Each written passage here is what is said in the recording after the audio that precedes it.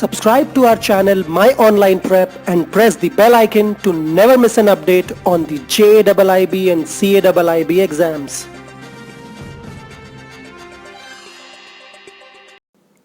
Hello guys, welcome to My Online Prep. Today we'll be discussing the 8th chapter from your this subject. The 3rd chapter from your second module, Module B, Maintenance of Cash and Subsidiary Books, and how to prepare ledgers. In this video, we'll be discussing the basics of record keeping, the types of accounts and their golden rules, then journals, ledgers, cash book and petty cash book. Also, we'll discuss all this with the help of examples. Alright? Basics of record keeping. Record keeping means recording of the transactions in which you are indulged. So what we do here is we record those transactions in a chronological order, obviously, that we have already discussed. So we do record keeping on the basis of 3 steps: recording, classifying and summarizing. Recording. So first you are going to record the transactions which are happening through journals.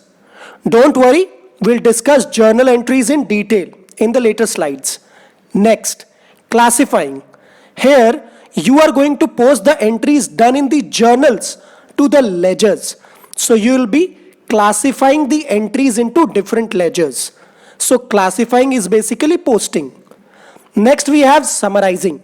So whatever you have posted on the ledger, on the basis of that, you will be preparing trial balance, and then on the basis of trial balance, you will be preparing final accounts, which consist of profit and loss account, balance sheet, cash flow, etc.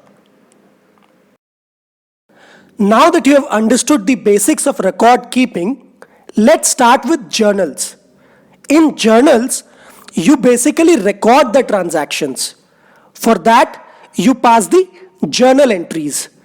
Now these journal entries are done on the basis of 3 golden rules. Those 3 golden rules belongs to 3 different accounts. Just learn these golden rules and I'm very sure that you can do any journal entry.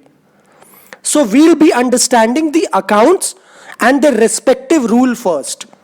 Let's start. Now what is journal? Journal is the first point of recording transactions. In the accounting world, journal is the epicenter where transactions are recorded for the first time, and then only posting are done in the form of ledgers. Now, how we'll record the transactions? This is very simple. Just follow these steps.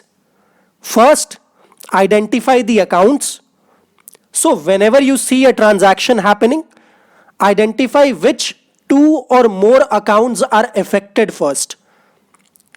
Then categorize these 2 accounts in either personal, real or nominal account.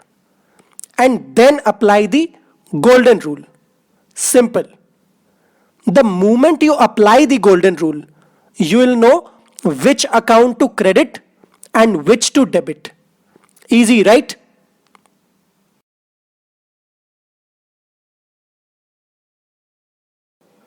First up we have personal account. These are those accounts with whom you do the transactions. For example, your vendors, customers, banks, money lenders, etc. A hack to identify if any account is personal account is just look for names. Any names and that would be personal account. Now the personal accounts are also divided into 3 parts. So there are 3 different types of personal accounts. First one we have natural personal account.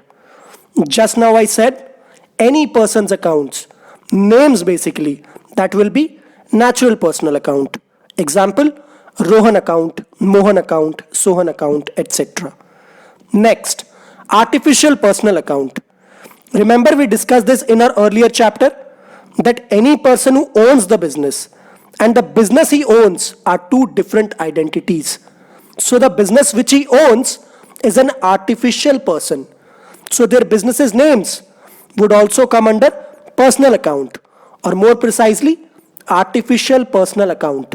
Example, Sham Enterprises, Mohan and Sons, Vishal Private Limited, etc. And next up we have representative personal account. This means those accounts which represents the other person.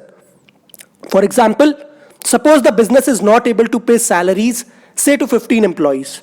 Now, all the salary which the company is unable to pay, that would be clubbed under a single account called salary outstanding account, because it's due but it has not been paid. So it would be called outstanding salary account. This would be a representative personal account because this account is representing somebody else. Understood? All three accounts understood? Now, the golden rule for this account would be debit the receiver, credit the giver. So anybody who is receiving something from you, he will be debited. And anybody, he or she, if he's or she is giving something to you, that person account will be credited. All right, okay. Next up, real accounts.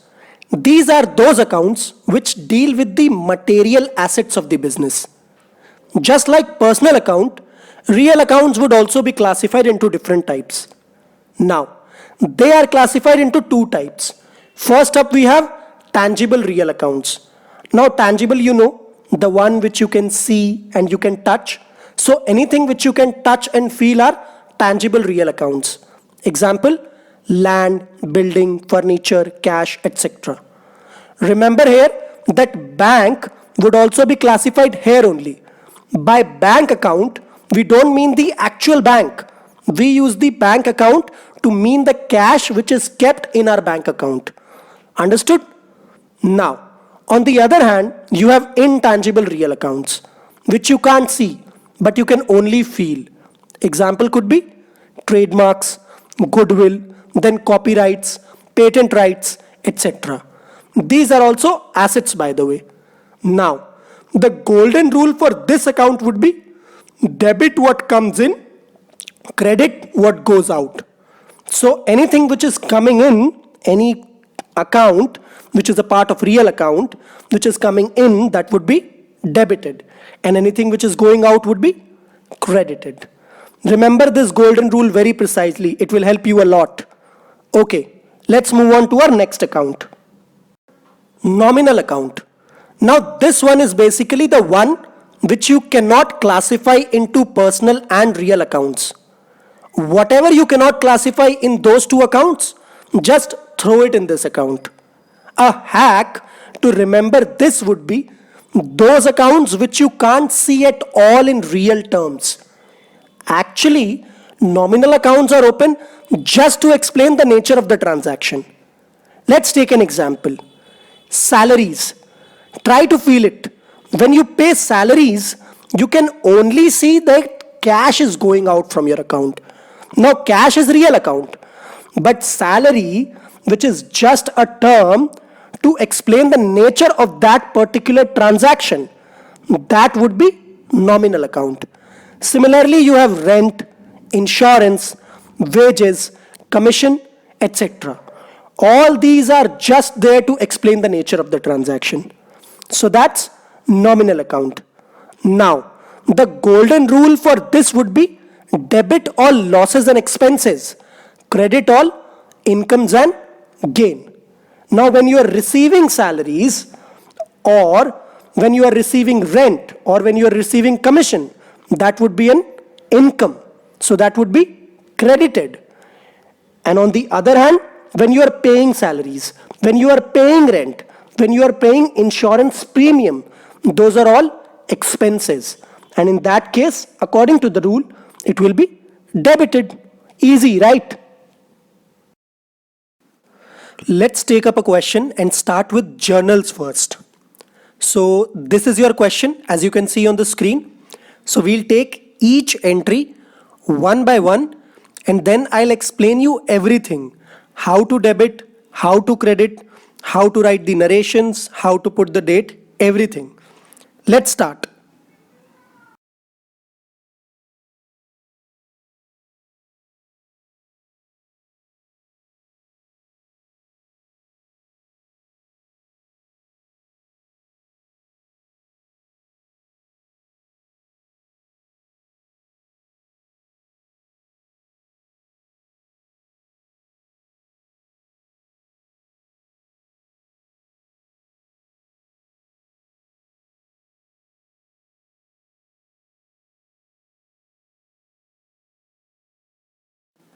Let's start with the first entry.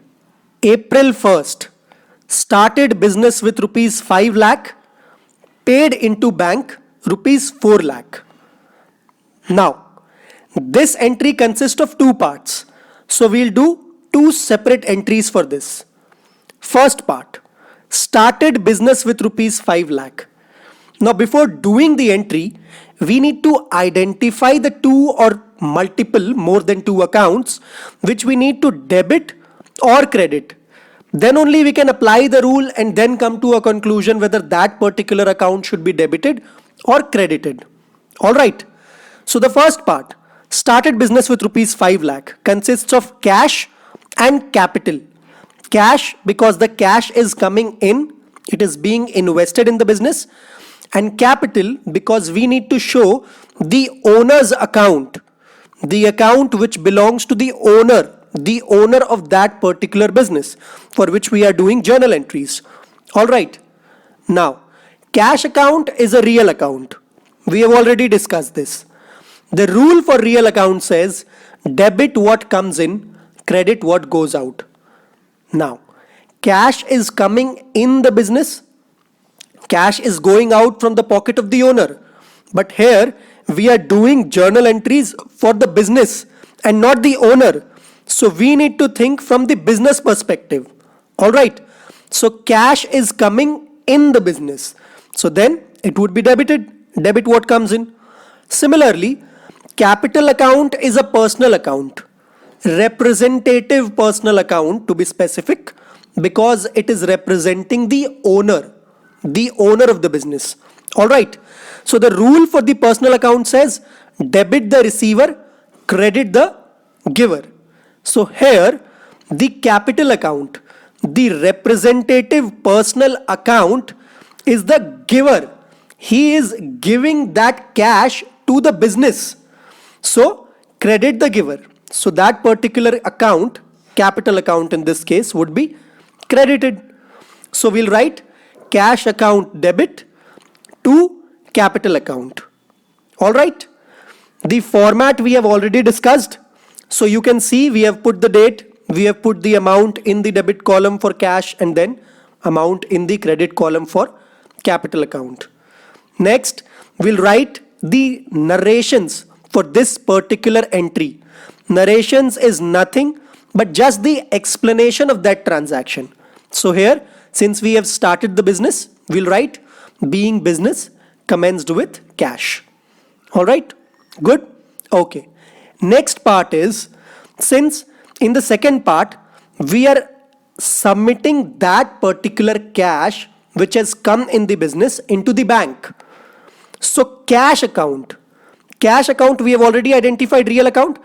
Cash account is going out. Cash is going out when we are submitting the cash, when we are depositing the cash into our bank account. Cash is going out and the bank account is increasing. Now bank is also a real account. So in both cases the rule will be same. Debit what comes in, credit what goes out.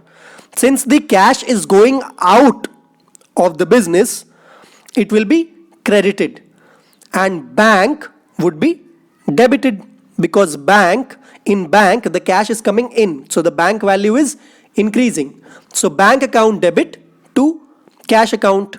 Similarly, we can write the narrations for this also, being cash deposited into bank. Simple, right? Okay, let's move on. Next entry says April 4th purchased goods for 1,40,000 from Mahesh.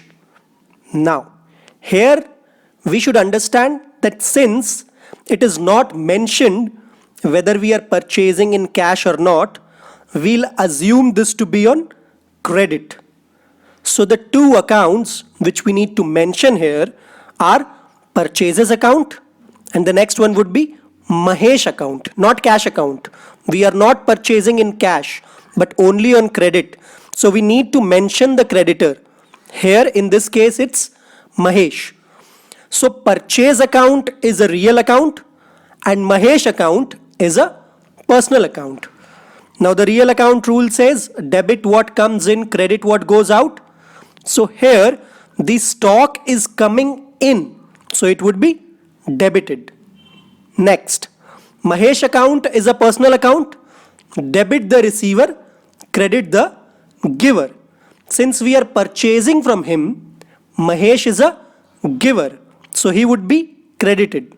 So the entry would be purchase account debit to Mahesh account. The narrations in this case, you could write anything. So being goods purchased from Mahesh. Alright, understood? Okay.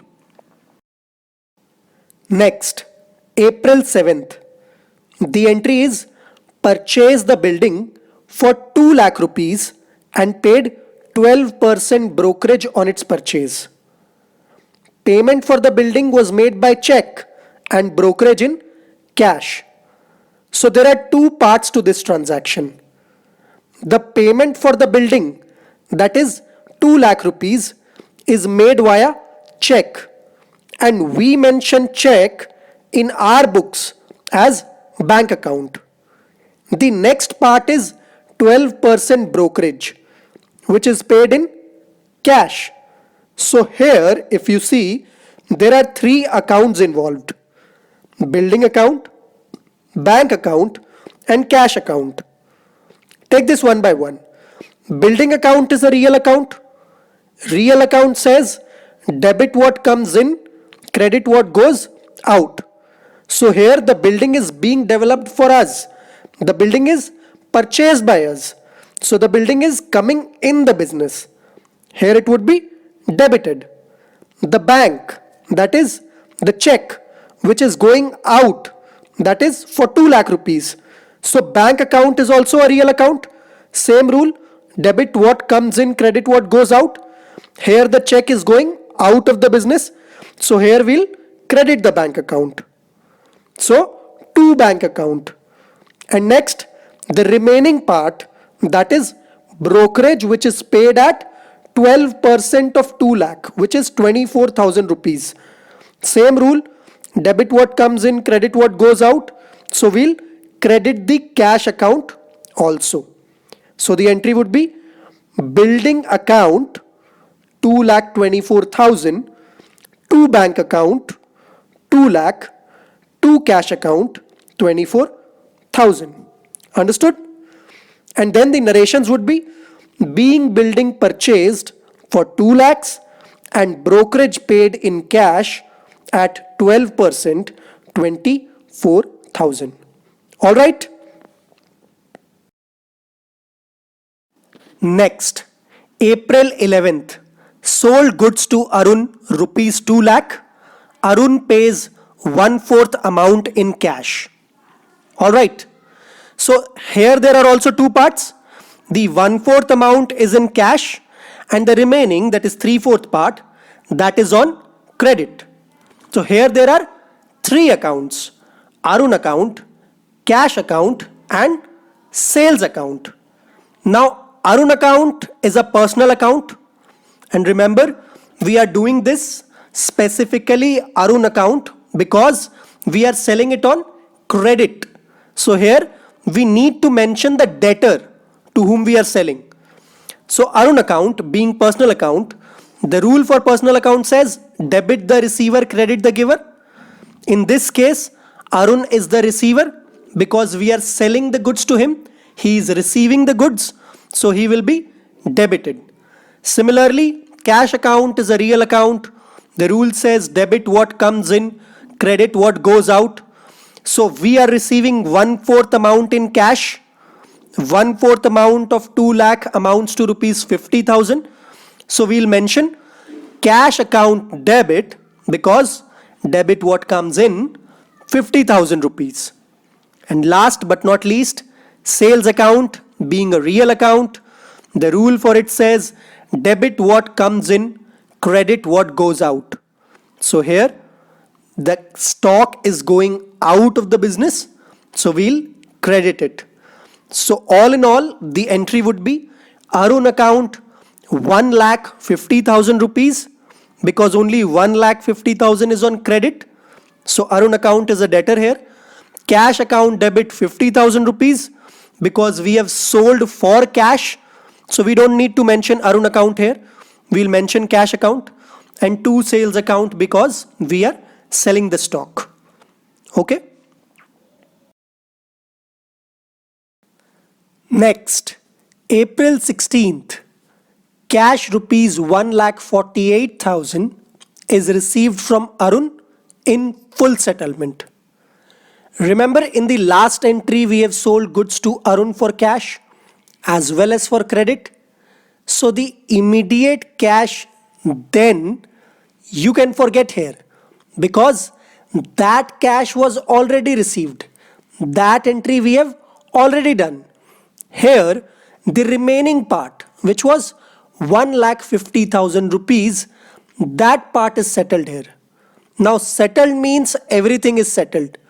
So since we are receiving only 1,48,000, the remaining 2,000 rupees is actually easy to guess. It's a discount. So here also there are 3 accounts involved: cash account, discount account, and Arun account. We don't need to mention sales again. We have already mentioned sales before in the last entry. Here we are only settling the accounts. So the Arun, which was in the last entry a debtor, we'll credit him this time, because in the last entry we debited him. So we'll credit him here so that his account is settled. Understood? Okay. If you haven't understood this, you can go by the rules, which is basics for journals. Cash account is a real account. Debit what comes in, credit what goes out. So debit because cash is coming in. Then discount account is a nominal account. The rule for nominal account says debit all losses and expenses, credit all incomes and gain. So here the discount is an expense, a loss, because we are receiving an amount less than the actual amount. So 2,000 rupees, that is the discount allowed, that would be debited too. And last but not least, Arun account being a personal account, debit the receiver, credit the giver. In this case, he is the giver because he is giving cash to our business. So we'll credit him. So to Arun account. Understood? Simple, right? Just take it step by step, and I think you can do any entry, or you can go through via rules. That will make it even more simpler. Okay?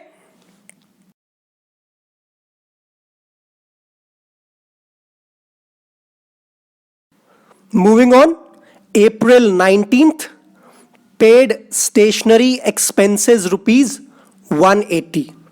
Very simple entry. 2 accounts, cash account and printing and stationery account. Stationery is actually mentioned as printing and stationery account in our books. Remember that. Okay. So cash account is a real account. Debit what comes in, credit what goes out. So the cash is going out of the business. So in this case, it would be credited. And printing and stationery being a nominal account. The rule for nominal account is debit all losses and expenses, credit all incomes and gain. Since it's an expense, we would debit this account. So the entry would be printing and stationery account debit to cash account. Similarly, you can write the narrations too, being stationery expenses paid. All right. Next. April 23. Paid fire insurance premium on the building by check rupees 1,000. Similar to last entry, the only difference being that here he is paying, he means the accountant or the owner of the business is paying by bank, by check, actually, and not in cash. So here the two accounts would be bank account and insurance premium account. Bank account being the real account, so debit what comes in, credit what goes out. Since the amount from the bank of the business is going out, the bank is decreasing, we'll credit it. Similarly, insurance premium account being a nominal account, debit all losses and expenses, credit all incomes and gain, we would debit it because it's an expense. All right.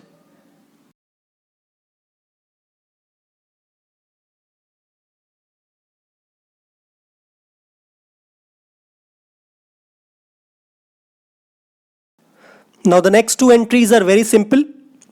April 24th, paid for office rent rupees 1500. Very simple. Two accounts, cash account and rent account. Cash account being the real account. So we'll credit it because debit what comes in, credit what goes out, and the cash is going out of the business. And on the other hand, rent account being the nominal account, so it's an expense, so we'll debit it because debit all losses and expenses, credit all incomes and gain. All right? Okay.